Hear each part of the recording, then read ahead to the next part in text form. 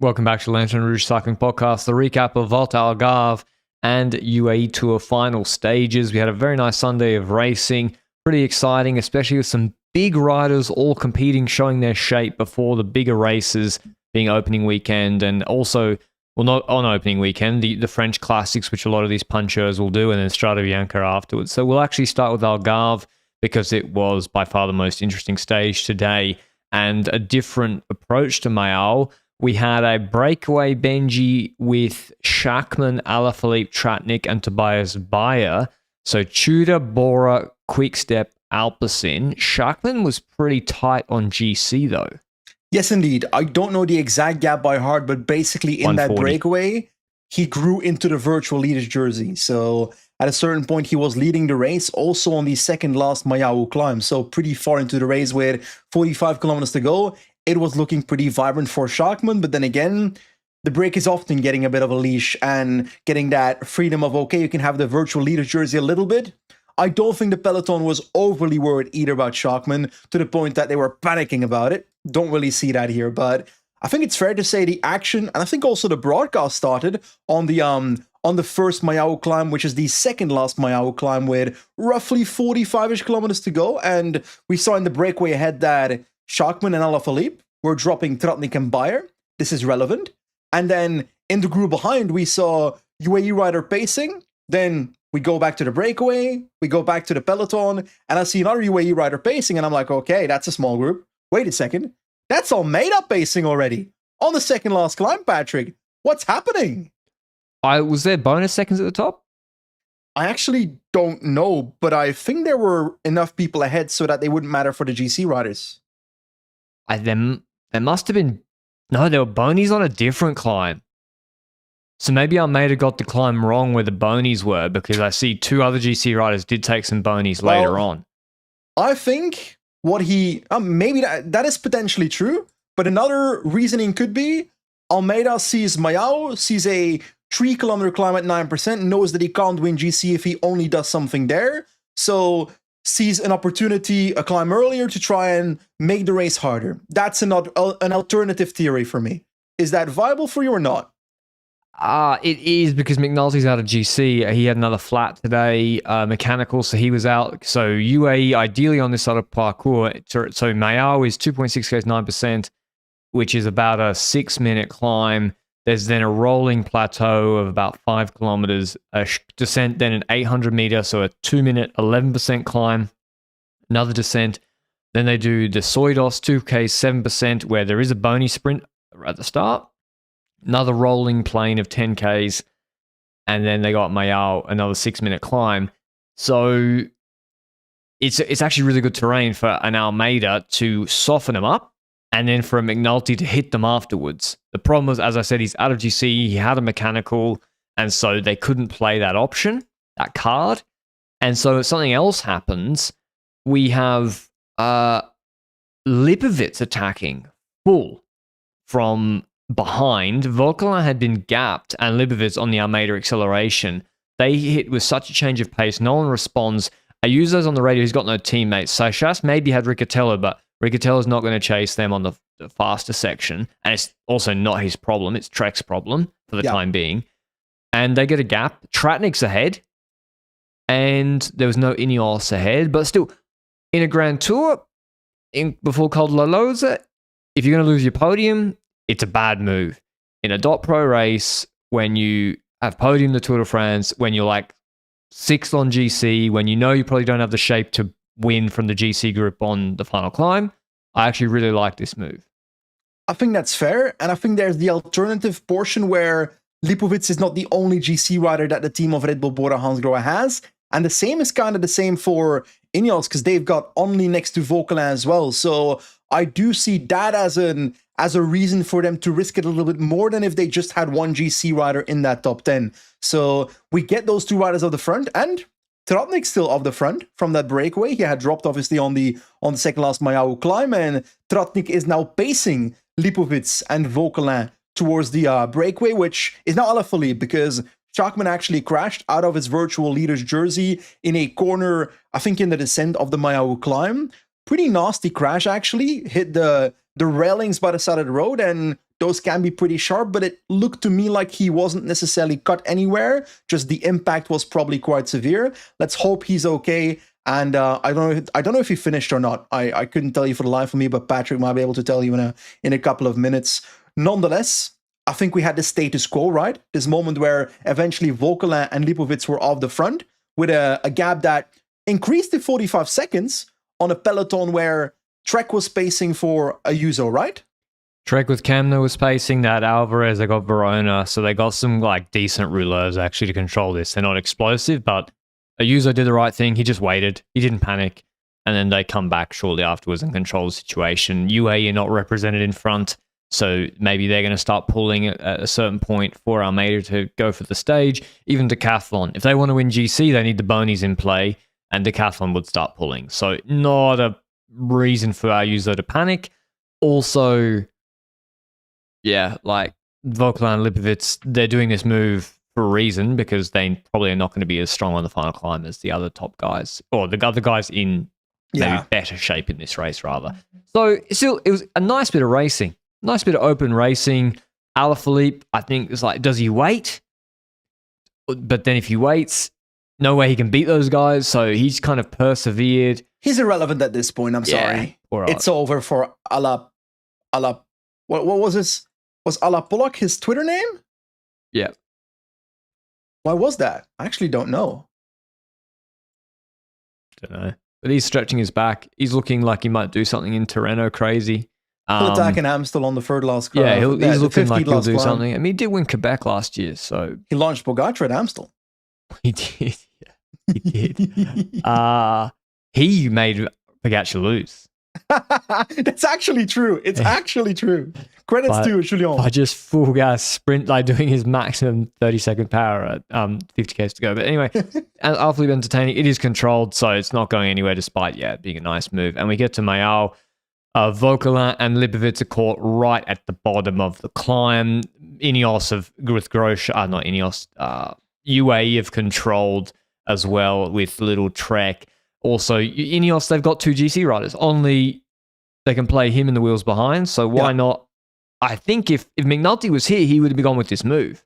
That's what I mean. There was the terrain and the situation, but UAE, they just got unlucky with him this week. Grosjean and paces, Almeida Benji. Almeida takes over. What's going on?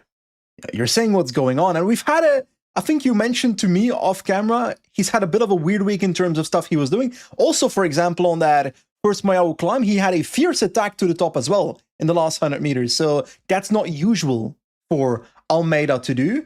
But here with 2 kilometers to go towards the finish, we see Almeida taking over. And this time it's not a fierce, brutal attack. It's him coming to the front and setting tempo. And the usual ramp up we see, we normally see it in the last kilometer of a climb to try and win the stage that way. In this sense, we saw it from 2 kilometers to go, 1.8 kilometers to go, where Almeida just starts slowly but surely ramping on the tempo harder and harder. But there were people dropping, to be clear. Lipovic was getting gapped. Volta was getting gapped. Lots of people were getting gapped. Who was in the wheel, though? Only Sixas, Ayuso seemed to be the most comfortable ones, I would say. I think Glog looked pretty fantastic today as well for Q46.5 Pinarello, but it's more towards the 1.2 to 1 kilometer mark where I felt like Almeida was losing steam a little bit in that move. Usually his attack keeps ramping up, and it had reached max throttle for now. And that's when we saw a move from behind, Riccitello coming to the front, and Sixas, Riccitello basically tells Sixas, get in my wheel, I'll pace for you. I've got a question for you, Patrick. That's the wrong thing. Okay. I wanted to ask you that question because I think that Sixas being in the wheel of Ayuso and attacking from the wheel is better than attacking from in front of Ayuso from the wheel of Riccitello. Yeah, it was the wrong thing to do because he's not trying to win the stage. He's also trying to win the stage and put more than 2 placements. Ayuso has to come 4th, right? Yeah. Or enough seconds on the road. Yeah, or gap him on the road. But is he really going to gap him? Only if you attack from behind. Because if you do it from in front of Ayuso, he's going to be in your draft. So draft is still big on this climb. They're going 30 kilometers an hour probably when they're attacking. And I was really surprised because like Riccitello came with a big change of pace. And I was like, perfect. Then at least Ayuso has to go in front. and you can get in his wheel and attack from behind. And also, yeah, you need to take your gap, or you need to have him do more work than the others, and Only and Almeida beat him for the bonies, because also I think our user took a bony somewhere during this stage. He took 11 bonies. A user took 21 bonies across the course of this race, and that was not his entire, and then plus 7-second TT gap. But yeah, Saishas then attacks seated attack. It's one where they could follow the draft pretty easily. He stops. It's all over for him. Only and Ayuso sidle up. Ayuso has the left-hand side inside the barriers. Only's on his shoulder. Only launches at 250, and there is a left-hand sweeping bend. He goes to the inside of it. He then moves a little bit to the middle of the road. He does leave enough space for Ayuso. Ayuso comes storming past like he did out of the corner against Saishas. And this time Ayuso wins the uphill sprint, because in these races, they have infinity white strips with sponsors on the ground. And Oscar Only, he was sprinting with his head down, trying to stay aero, looks up, looks down again. He sees a white line, bike throws. But it's 12 meters, it's 10 meters before stops pedaling, and then Ayuso comes past and wins. I don't know if you agree. I think you don't agree, but I think Ayuso wins either way, because he had way more momentum coming over that first line to begin with, before the bike throws even happened. The momentum change looks so big because they're sprinting uphill and Only stop pedaling. And I think it would have been close. I agree. Ayuso 80% chance, 85% chance. I think that's a fair take. But yeah, good impression from Only. It is a climb that suits him. It's a very similar climb to Willunga. If you also look at who performs here, Thomas Gloag, good on Willunga. Oscar Only, one on Willunga. Less koalas. So less koalas, less kangaroos. So yeah, so it's a very different climb because it doesn't have the same animals. Yeah, just the same riders. So Ayuso wins the stage, same time Only, Seixas, Almeida 4th on 4 seconds, Gloag on 6 seconds, Riccatello 14 seconds, Widar 30, Martinez 30, Vauquelin holds on for 34 seconds, so he doesn't collapse. Van Baarle 43 seconds. That's a good result for him ahead of the Classic, shows his legs. GC-wise, Ayuso, obviously, who was already in the leader's jersey, wins GC, and the overall wins his first stage race in quite convincing fashion, I must say, at Little Trek. 14 seconds ahead of Seixas, big gap. 59 seconds to Almeida, 122 to Only. He moves up 3 spots. His teammate loses 1 spot, so I think Ineos lost nothing with the Vauquelin move. Riccatello moves up 3 spots. Pardon? Might have helped a bit because Lipovic dropped from ahead, or am I inventing that? Aaron... No, Lipovic stayed the same spot despite losing a lot of time. Oh, Arensman is the one dropping, so it's break even for Ineos. Yeah, Ineos 4th and 5th on GC, Riccatello 6th. Probably he could have finished top 5 if he was riding 100% for himself throughout the week. Martinez 7th, good result for him, although he's won this race overall before. Lipovic 8th, totally fine. Arensman 9th, Voisard 10th, Gloag moves up to 11th. I think a pretty good week of racing at Algarve. What narratives do we have here, Benji? Well, first of all, we've got the fact that Paul Sixas could compete with Ayuso and Almeida. I think you hammered that point home 2 days ago when you called him the second coming of Jesus Christ. And today... You nearly demanded that I pull down my satanic altar from behind me, Patrick. Wasn't happy with what I saw today, but... You're saying he's washed? Is Sixas washed, is what you're saying? Just don't close your teammates' wheel. I don't know why. It's not just him, but I don't know why people do it. Well, Riccatello asked for it, so I can't even blame Riccatello that much because Riccatello did it out of I'm blaming Seixas. I think it's a race incident. I'm like the person that when he sees a deviation, he's like, I don't think anyone's to blame here. Only should have put Ayuso into the barriers. Nah, he should have. It's Portugal. You might get away with it. I do not stand by those words. He should have moved right slowly and closed Ayuso. Nah, he shouldn't have, but fuck it, I would have done it. That's the thing. If you think I was losing an uphill sprint, I could see I'd be Alaphilipping all over the place. Jan Kristen. I'm going to sprinting like this. I got to win. Yeah. So yeah, you're pretty tiny though. So exactly. Yeah, that's the problem. I'm pretty small. I think there'd still be space. So yeah, Seychelles, obviously, yeah, second coming, as we said. That's a good narrative. We'll keep that one going. Ayuso couldn't have started better at Trek. Also, it's what he wanted, and it's what they gave him, and it's worth it for them. He wants a full team around him, like a classic GC strategy dedicated to him, and it worked. And I love the squad around him as well. I really dig Hector Alvarez as a domestique type character. I think he's also, to be honest, a bit more classics vibey outside of that, but I guess we'll see that potentially in the future. You see him as I think Verona, you said in a previous podcast as well. I think you've now changed that to Verona plus a bit of acceleration attached to that. I think, no, he's a higher upside than that, yeah. But Alvarez in this race specifically was a cornerstone in multiple stages, and I would love to see what that grows into, because just like Sixas, Alvarez is also, I think, 19 years old still. So super talented as well. And I do love seeing these riders not necessarily pop up, because we knew they were there. We've seen them in last year already. But to see them explore new things, get better over the years, it's fascinating to watch the progression over the years. And Verona also part of that team. Kemna had a role in this race as well. I like the Spanish vibe of the squad outside of Kemna then. But he probably is German. He probably has a house in Mallorca. Yeah, probably. That said, what does winning Algarve mean for our confidence in Ayuso for a Grand Tour? 0. Okay.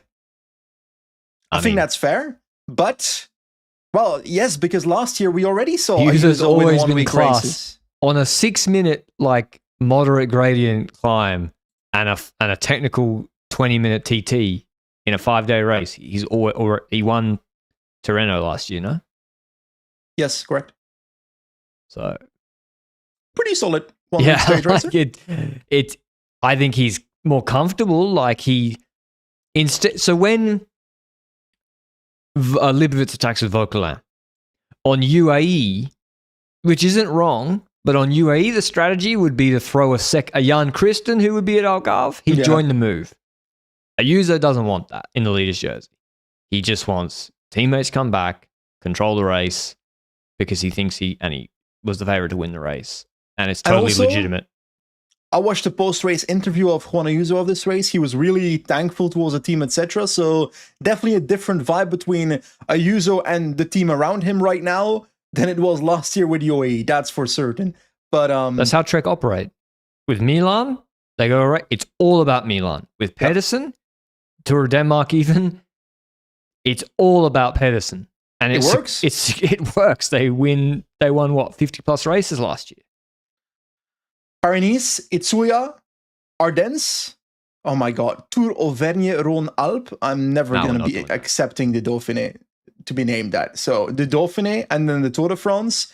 It's a heavy schedule, but it is a schedule I want to see for Ayuso. I want to see him against the best. And right now he's riding against, well, Almeida is a pretty good GC rider, Sixas seemingly as well. So those are not the Pogacar and Vingegaards of the world, or so I'm waiting for those clashes. Do we know when that will happen? I fear that might come late though, because I don't know where Pogacar is starting at any point. LBL, but I mean more in 1 week races. Pogacar's just doing Swiss. He's doing Romandy Swiss as his 1 week. So he's ducking Juan Ayuso is what we're saying.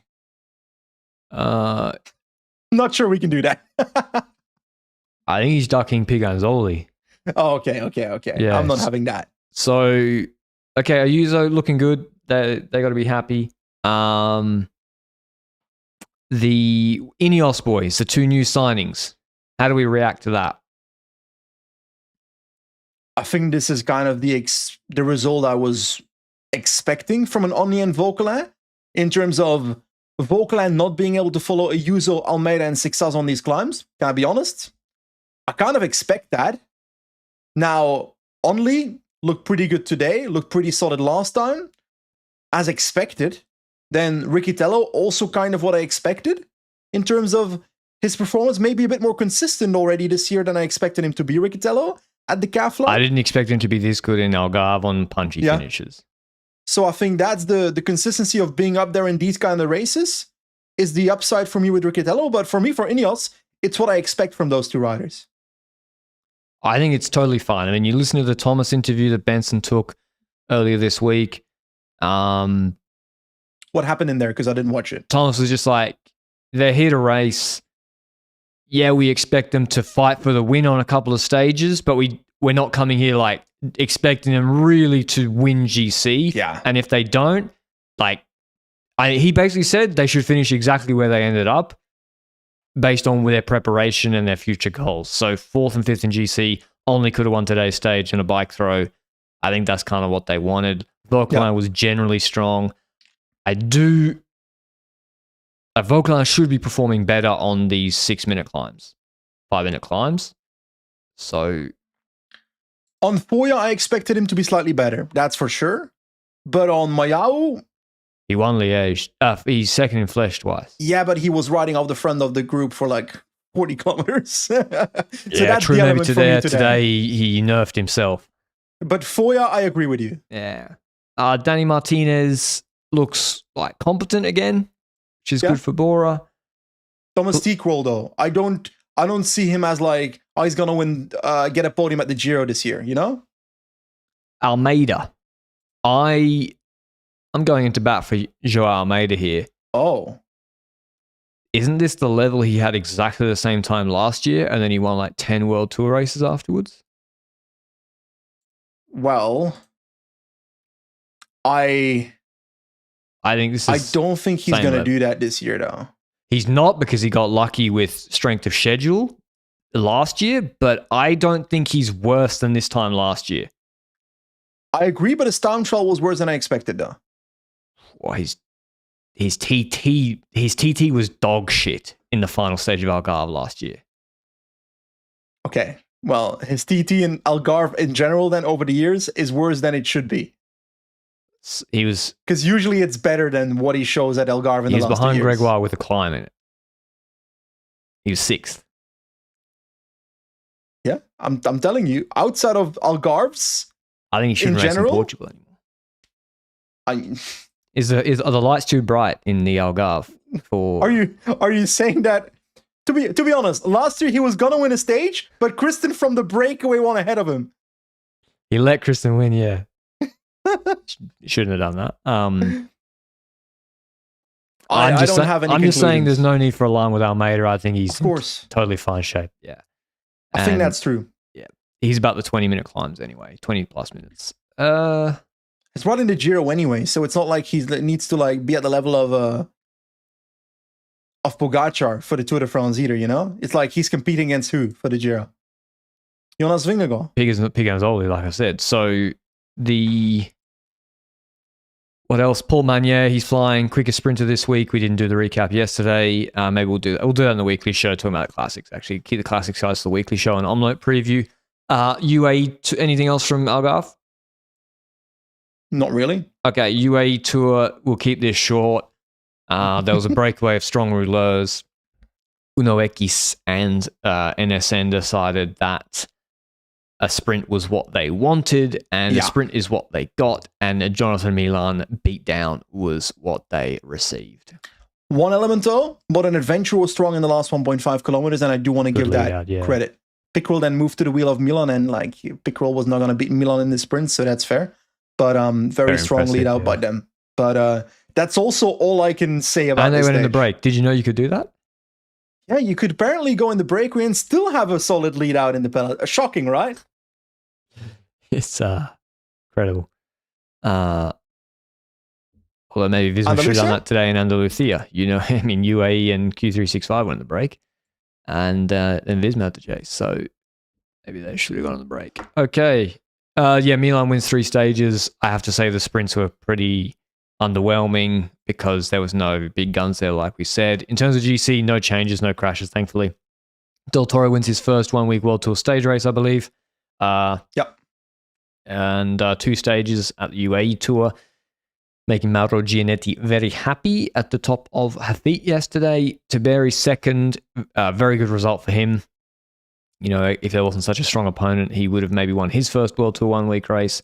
He Plapp third, he has to be happy with that. on 114. Tejada 125, always good in the UAE. Gol 134 in 5th. Van Aert 144. Derek G. West 147. Nordhagen 155. Johannesson 208. Remco Evenepoel 225. Remco! Philip Gilbert said he would have been more concerned if Remco won by 5 minutes yesterday, that he'd be peaking too early. If he won by 5 minutes yesterday, yes, we'd all be concerned because we'd be like, this. That's not possible. I think that's a shit take. No offense to Gilbert, but nah, fuck it. All offense included. That's a shit take.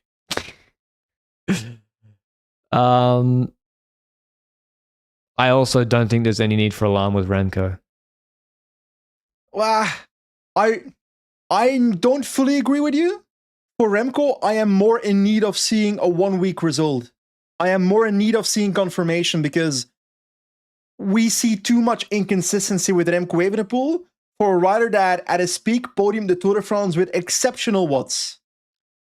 But Remco was this level in the Dauphiné before that tour. So I believe that with altitude camps, going the right way, right preparation, I believe, yeah, Remco can, even with disappointing 1 weekers, turn up and perform in the tour.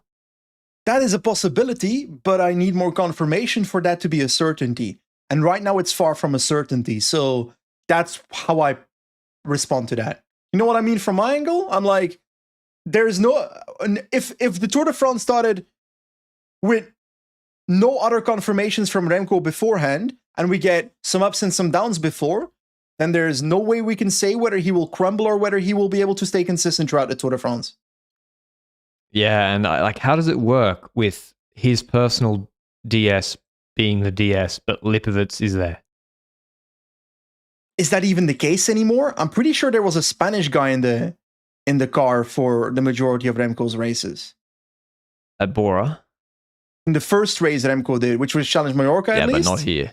I haven't checked their team car this week. So yeah, how does that work? Not that Lipovitz set the world on fire at Algarve either, but yeah. But I just don't think there's any cause for alarm with Remco. He's won 5 races and he mispaced Jabal Mobra. He probably could have finished 5th on GC if he paced everything perfectly, and it is what it is. It's not a big deal. I think that's a fair comment, but there's also no way we can judge him. It'd be better if he won. That's true, but I'm more saying that Remco, what is Remco's success within this transfer? For me, that is becoming a GC rider at the Tour de France, which he was 2 years ago, was not last year, and right now I'm not sure he will become this year. I think it's a success if he wins 10 races and he scores 4,500 UCI points and is relevant in monuments. I think you want more than that, than just relevancy and wins that we don't know which ones it's going to be, because LBL against Pogacar, it's going to be pretty difficult. If he then goes with 2 Milano Sanremo, which is now a question mark, said no initially, now a potential start there. I think if he starts there. What, sorry? I think he ruled it out again. Oh, he did it again. Because yesterday, I think there was a Chiro article or Chiro tweet that mentioned the door is open again. Dude, who's the guy that gives the hot takes in the Italian press? Beppe Conti. Beppe Conti, when he's like, Pogacar is going to do the Giro to challenge Vingegaard. I don't think Beppe Conti has said a broken clock strikes right twice, is Beppe Conti. He says so much bullshit that sometimes there's an outrageous prediction that comes through, and then he's like the Nostradamus, which he's the opposite in my opinion. He was like, Vingegaard's leaving to Uno X in 2026 because Vingegaard can't do the Giro. He said it in January. It's like, yeah, Vingegaard's already decided to do the Giro. What?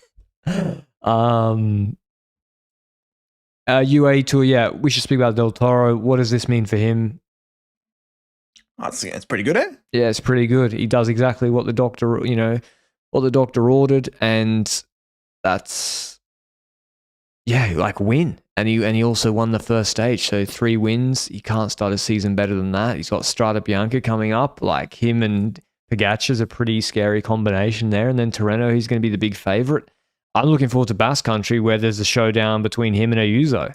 I'm starting to look forward to Milano Sanremo, where I'm wondering if Del Toro will be a pure lead out for Pogacar, or whether there's a chance they play 2v1 on Van der Poel, or with 2 cards on the table. You can't play 2v1 on Cipressa. Well, you can play it on Poggio. On Poggio, definitely. But then they'd have to revert their entire strategy. Yeah. But Poggio suits the bigger guys more. Yeah, but it suits the bigger guys more. But on the other hand, there's a lot of group dynamics involved every now and then as well on the Poggio. Yeah, and Del Toro has the acceleration to get a gap. I don't know, I find it fascinating to think about. But then... And even Alpecin, Van der Poel, is Philipsen once again going to be able to be a secondary character, or Groves, whatever, hypothetically? Because last year he wasn't, because it's way too explosive if it happens on the Cipressa like last year, but that's because Van der Poel ended up riding with Pogacar in the valley. If there's headwind in the last 30 kilometers, does that change the entire race for Pogacar's Cipressa attack to become impossible again? If Pogacar has Del Toro in a group like of 20, 10 seconds behind, should he relay with Van der Poel after Cipressa to the Poggio? Well, it depends on who's in that group with Del Toro. Van Aert, Brennan, Philipsen. No, Benji. No, shouldn't. Way. He shouldn't, because you should roll attacks then on the Poggio. Like Van der Poel on the Poggio was on cruise control last year, right? Yeah. Like on the Cipressa was when there was a moment for me. Cipressa was, but on the Poggio he was not under pressure. Yeah. Why are we doing a Milano Sanremo preview? Just because you asked about how Del Toro's role, and it's a good question. Like, do you use him as the Narvaez lead out when maybe he could win Sanremo? It's a very good question, and we'll hold that for the preview. Would Del Toro do well at RVV? No, he can't position. Hypothetically, Patrick, if he could position. Well, yeah, obviously, if he could position. That's the thing. It's like, how's Pogacar so good? It's like, yeah, because he has the same threshold as Van Aert and Van der Poel almost. And normally when you're that small, you can't position in the classics, but he can do that as well. But I feel like it's also something that a 22-year-old can work on positioning. You can, but history says that generally speaking, GC riders, apart from maybe the Nibelis and Valverdes, Pogacar fucked up his E3 positioning or Dwars of Vlaanderen positioning as well before he did his first RVV. Yeah, true. Because I think he was caught behind the crash, and then even at the RVV, I'm pretty sure he was caught behind at some point. True. He has been caught behind before. But yeah, and if you just make the race super hard, then... But I don't see it for Del Toro at the moment. He looks more like a classic GC rider. He shouldn't even think about it right now. Yeah, they want him to do other stuff, I think. Like Basque Country and beat Ayuso there. Tiberi, what to expect? Yeah, I think Bahrain love it. If they have a consistent like top 5 GC rider like this throughout the year, they'll be happy. Top 5 Tour de France would be a great result for Tiberi. Otherwise, UAE, it was a good GC edition. It did miss a crosswind stage, and the sprinters. I really wish I hope they put that hilly, and they probably can't because they need the Abu Dhabi stage last. But if that hilly stage had been today, it's breakaway 100%. I think they should. I think they definitely should put the time trial should be the first stage. Because if there's so much trouble with being able to have enough cars for every rider, because the whole problem with Del Toro starting last in the time trial and why is that? And all the rest being able to choose their time starting slot is, according to what I hear, because they don't have enough vehicles. How they not have enough because the vehicles are given by the UAE Tour and not by the teams this time around, because they don't travel with the cars to the UAE Tour. Yeah, but you can't walk anywhere in that country. I mean, I've seen enough helicopter shots now. Everywhere is a 17-lane highway. They don't have enough cars. I thought that's what they have a lot of. I agree with you. I think that the UAE Maybe Tour should be able to afford more cars. I get a couple more cars. So either you get the time trial in the first stage to not have that problem to begin with, because then everybody starts with enough of a gap in between to have the second car per team back when the next rider starts, or you get more cars. Yeah. I can get some more cars. Jebel Hafid team time trial. No. Jebel Hafid team time trials. UAE. Okay. But you need to finish with 4. Who will have Vermeersch? Juan Sebastian Milano's like, oh no. Wait for Milano and Decathlon are waiting for Case Bowl. Case Bowl versus Juan Milano versus Daniel Skirl. I'm telling you, this is so good. The Scheutner. It'd be cracking. Your 6 rider accounts. Yeah. I want to see sprinters fight on the UAE. That'd be more. Because, you can't see watts per kilo. You can't see Eye him. test? Nah, can't see him. You can see a football shot from 30 yards out. You can see it curling. You can see that level of skill. You can't see watts per kilo. I agree you can't see it specifically, but you can tell this rider is riding pretty high watts per kilo. If you know the wind conditions and so forth, then you can guess you? it's probably pretty high. When I saw Pogacar on Plateau de Bay a couple years ago, I was pretty sure it was pretty high, the watts. Yeah, they look fast. They were sprinting up 10%. Like when you saw the fan videos at the side of the road, you're like, holy shit, sprinting. Whereas actually I got Del Toro, it wasn't actually as fast as it looked. Yeah. The actual watts yesterday. But I think, like we discussed, having to do 2 massive 1 minute attacks will... The point is not to do the quickest time. The point is to drop Tiberi and win the race. Let's not forget. Felix Gall, he's trying to do the highest possible watts per kilo estimation. All right, that was the week of racing. We'll have our Tuesday morning weekly show where we'll also preview Omloop and tie up some other news. But otherwise, thanks for listening this week, and we'll see you then. Ciao, ciao.